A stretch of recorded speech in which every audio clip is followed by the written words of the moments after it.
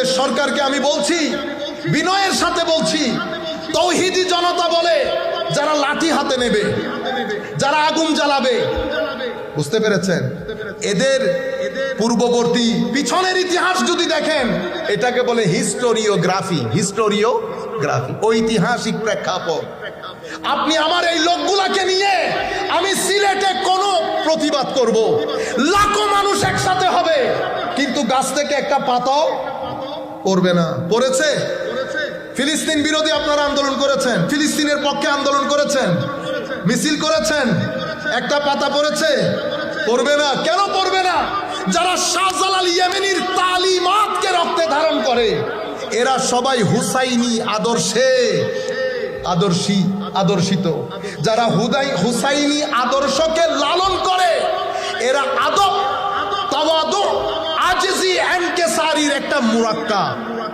এখান থেকে আপনি উগ্রতা পাবেন না। সেই কারণে আমাদের পুলিশ ভাইয়েরও আমাদের সাথে যা মন চাই করে না, সরে যান, এখান থেকে সরে যান, করতে পারবেন না। কেন? কারণ ওনারাও জানেন লাঠি হাতে আমরা নিতে পারবো, ধাক্কা একটা দিবেন, ফেলে চলে আসবে, এতটুকুন।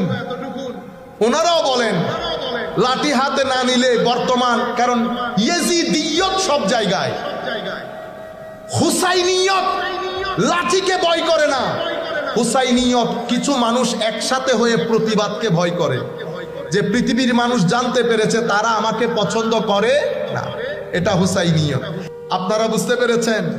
এখন শুনেন, আজীব উম্মত। সম্মানিত উলামায়ে কেরামকে আমি বিনয়ের সাথে দৃষ্টি আকর্ষণ করছি, এই ধরনের যত হাদিস, ইতরাতি আহলা বাইতি, যত হাদিস এসেছে, কিছুদিন আগে আমাদের কিছু ছেলে আন্তর্জাতিক একজন স্কলার, অনেক বড় মাপের স্কলার, ধরতে গেলে আমার শিক্ষকও বটে, আমি অনেক উপকৃত হয়েছি, কিন্তু সব বিষয় ওনার কাছ থেকে নেই না, ইমানের বিষয়গুলো গ্রহণ করি না।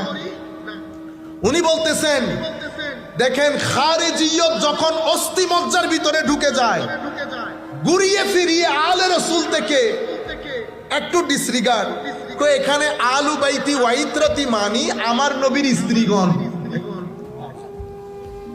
আমার নবীর স্ত্রীগণ।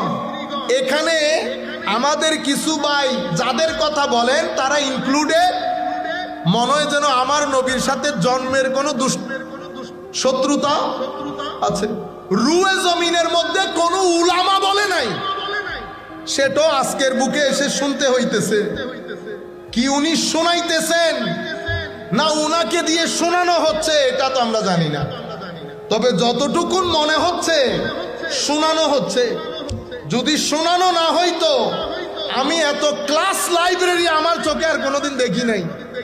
আমরা একটা শোকেস বানাইতে পারতেছি না, আল্লাহ দিলে বাপ দাদার পয়সা কম নাই, এত সত্ত্বেও একটা শোকেস বানাইতে পারতেছি না।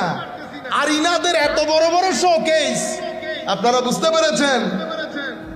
এই হচ্ছে উম্মতের মধ্যে, ইভেন এই হাদিস দিয়ে নাকি শুধু আজওয়াজে মুতাহারা শামিল, এখানে আমার নবীর পাক পাঞ্জাতন শামিল নাই।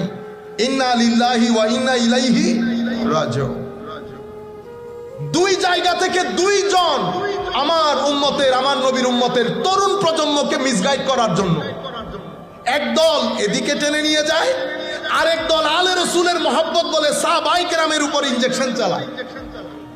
আহলে সুন্নাত ওয়াল জামাত এক হাত সাহাবায়ে কেরামের কদমে, আরেক হাত আলে রসুলের কদমে। একদল আমাদের নৌকা, আরেক দল আমাদের তারকা। নৌকা চলতে গেলে তারকা লাগে, তারকা হেদায়েত দিতে গেলে নৌকা লাগে। দুইজন একসাথে হলে আহলুস সুন্নাত ওয়াল জামাত। এই কথা বলেছেন ইমাম রাজি উনার তাফসীরে কবিরের মধ্যে। আপনারা বুঝতে পেরেছেন? এভাবে ইয়েজিদিয়তকে প্রমোট করা হচ্ছে। এখন আমার নবী সাল্লাল্লাহু আলাইহি ওয়াসাল্লামকে আমরা একবার জিজ্ঞেস করি, হুজুর আপনি বলেছেন লাইলুহা কানাহারিহা, আমার উম্মতের জন্য আমি অন্ধকার রেখে যাচ্ছি না, তো আমার নবী কি ইয়েজিদের ব্যাপারে কিছু বলে যায় নাই? হায় হায়। হযরতে আবু হুরায়রা রাদিয়াল্লাহু তাআলা আনহু হায় হায় বাজার দিয়ে হাঁটার সময় বলতেন, আল্লাহুম্মা ইন্নী আউযু বিকা মিন রাসিস সিদ্দিন ওয়া ইমারাতিস সিবিয়ান আল্লাহ 60 হিজরি আসার আগে আমারে তুলে নিন।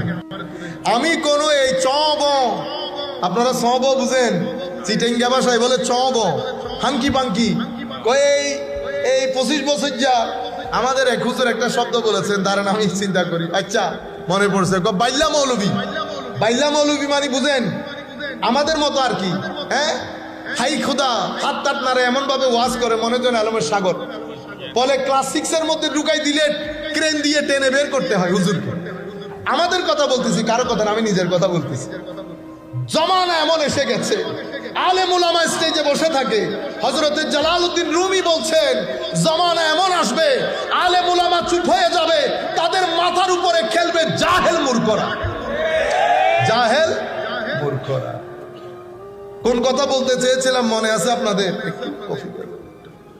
সালাতুনিয়া রাসূলুল্লাহ